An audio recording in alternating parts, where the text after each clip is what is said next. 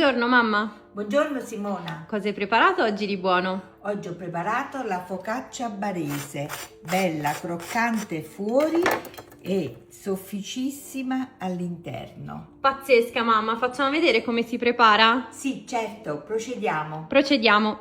Mettiamo nella planetaria la farina di semola 00 che ho già precedentemente setacciato. Sciogliamo il lievito con una parte di acqua. Aggiungiamo alle due farine e con l'uncino iniziamo ad impastare.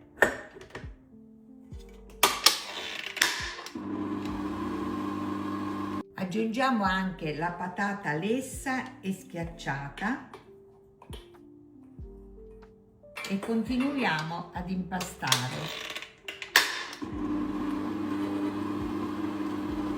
Incorporiamo anche all'impasto un cucchiaio di olio d'oliva. Adesso versiamo la restante acqua poco alla volta.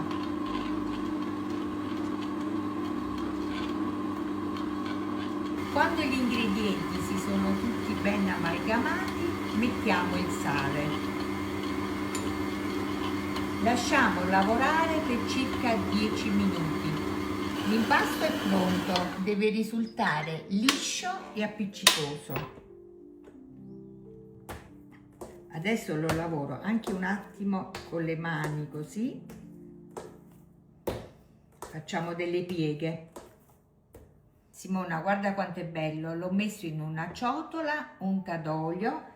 Adesso lo copriamo e lo lasciamo lievitare, ci vorranno circa 2-3 ore, dipende dalla temperatura che abbiamo in casa, comunque si deve raddoppiare di volume.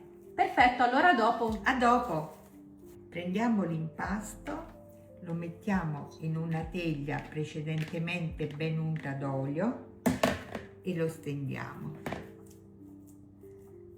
Aggiungiamo i pomodorini che ho precedentemente tagliato a metà e li schiacciamo mettendoli bene nell'impasto.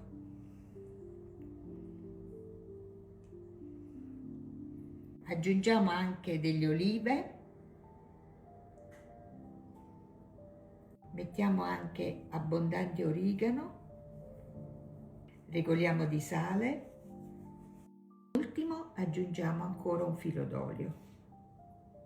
Lasciamola riposare ancora per altri 20 minuti e poi inforniamo in forno statico preriscaldato a 250 gradi per circa 20-25 minuti. Questo è il risultato finale della mia versione di focaccia barese.